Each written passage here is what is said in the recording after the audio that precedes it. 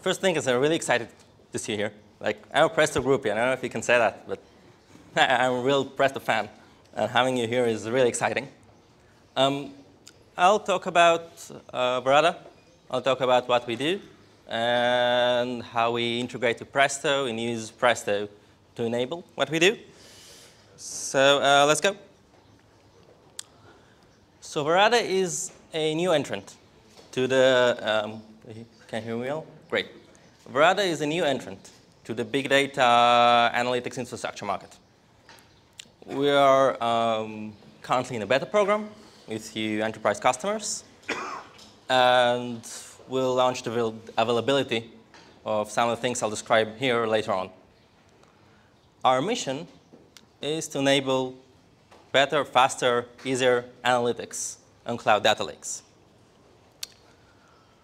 And I'll talk about that in a bit. There is a shift that's happening in how data applications are built and what they need.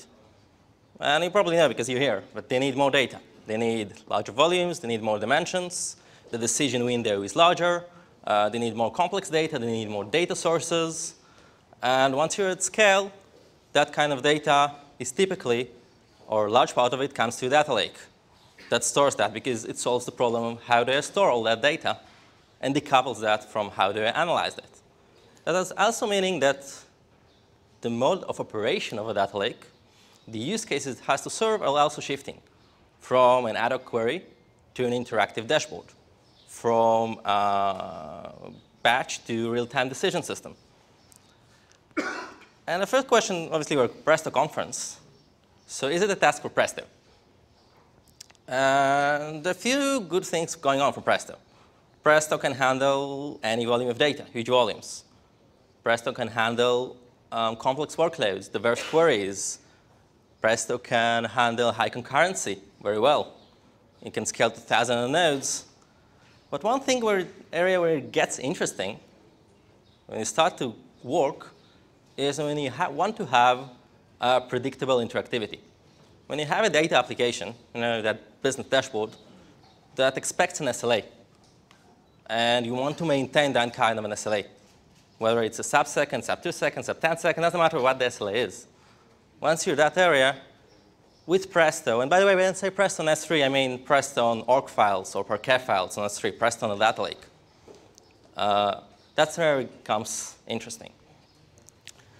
Now, there is previous attempt that's built in Facebook by those guys and is used in a few other companies, was used in a few other companies, called Presto Raptor.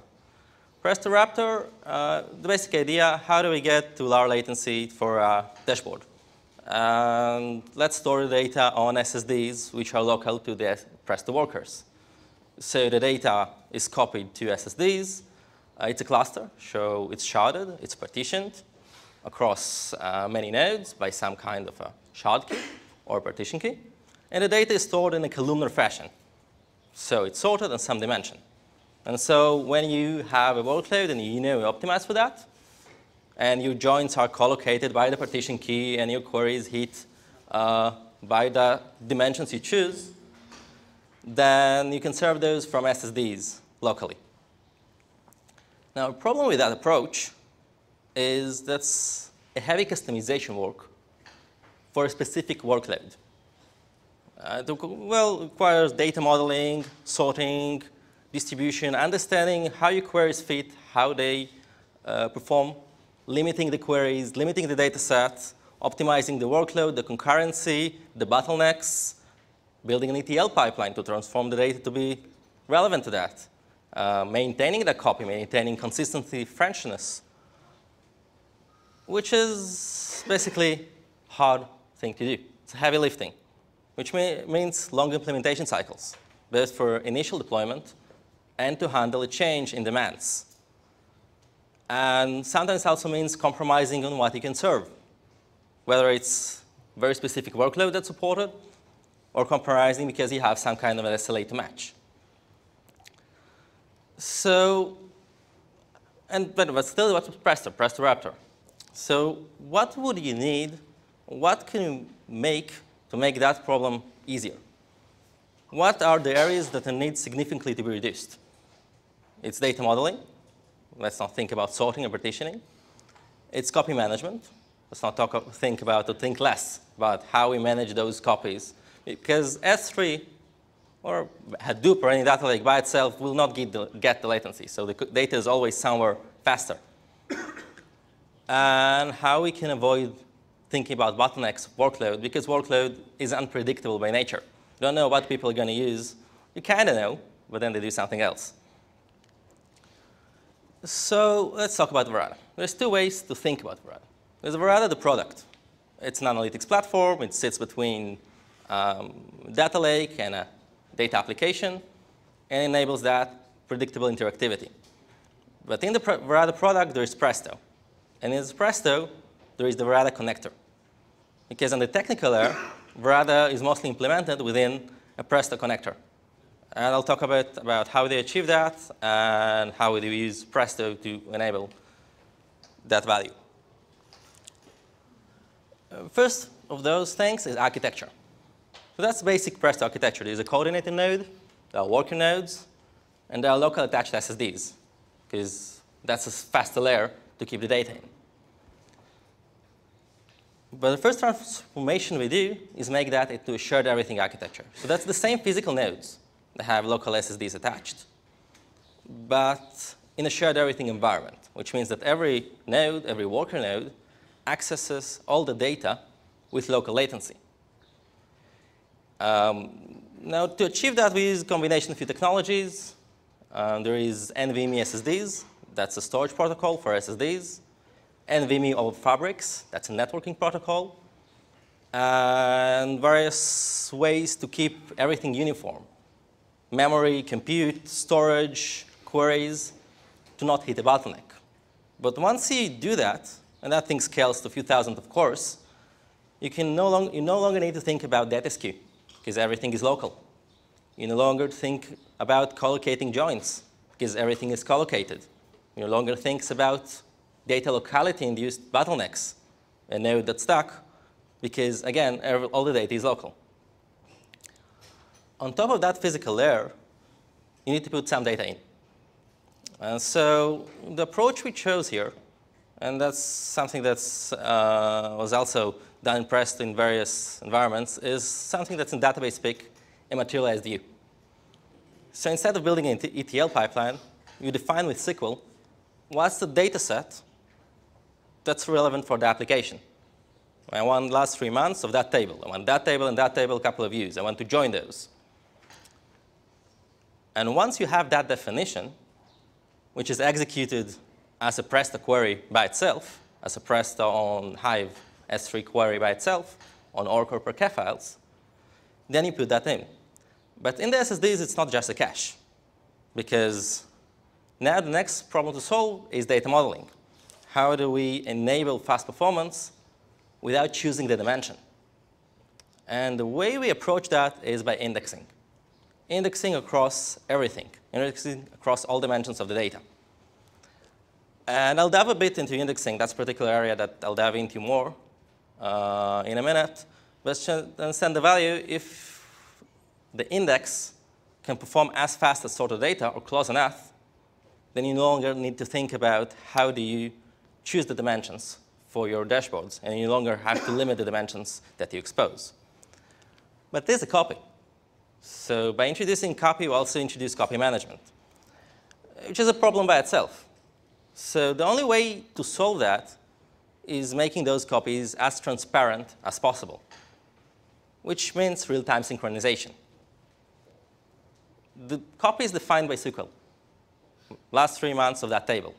That SQL enables to know what's relevant and what's not. So we track the changes. We track the changes on the data lake, and we updated that view, that materialized view.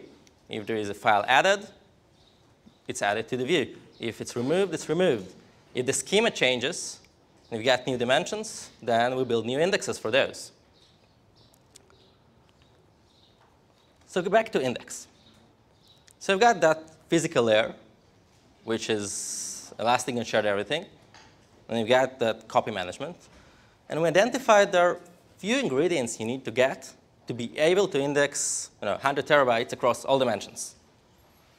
And those are random I/O, small blocks, and low latency, things you can get from an SSD if you use it right, and a high bandwidth. We're still dealing with huge quantities of data and large volumes.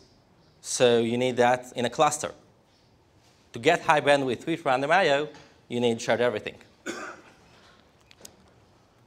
The way the index works is simple. Take the data, break it into very small parts. How small? From half a kilobyte to 8 kilobytes each. We call those nanoblocks, but basically the small blocks of SSDs, pages. Each one is a columnar storage unit, part of a column, which has its own columnar compression, its own encoding, that is somewhere across that large SSD space. Then take a bunch of those, and we build an index. How much? Many? Up to 100,000 rows of a column. The actual number is adaptive. And we build an index for some part of that column, which only looks at the data of that part. Looks at its type, looks at its distribution, its statistical properties, at its cardinality, and chooses the index that's best for that. If you got a temperature in a small range, that's an index for a small range of numbers. If you've got a high cardinality user ID, then that's an index for high cardinality values. If you have strings, and strings index for string matching. And once you have that, and the indexes are also stored in small blocks across the SSD space, then you basically do random walk. So you get a query. You look for high temperatures. And you go and ask all the indexes, well, many of those, on the temperature column. Some of them will tell, don't even bother looking further. There are no high temperatures here. Some of them will point to those rows have high temperatures. And basically, every query finds an index. Whether it's a filter or a join, which is also an application of an index, you can use that to improve the query. And specifically joins, Roman will speak, Zaida will speak a bit later about how joins can be implemented better in Presto with dynamic filtering. Dynamic filtering is something that helps not only Varada connector, helps other connectors as well. And Roman will talk about how it works. And we'll also show some performance numbers on what it means to use that within the Varada index. Altogether, that's an analytics platform. So you've got a Presto. The Presto has all its regular connectors. His data application might need MySQL or Postgres or other data sources, and might need the data lake directly. And then on top of that, there is an automatic synchronization of data to a materialized view, and an index within the materialized view to serve queries with consistent interactive performance. And connect to that data applications that talk basically SQL. And fortunately today, there is almost nothing that doesn't know Presto, which is not true just a couple of years ago, but is true today. Because it doesn't matter which BI tool or thingy that talks SQL you pick, probably it knows how to do Presto, and probably it learned to do that in the last 6 to 12 months. Right? Ori told me no questions, but I'll be there here on the break and at the panel, I think. Yes, exactly. So, thank you very much, David.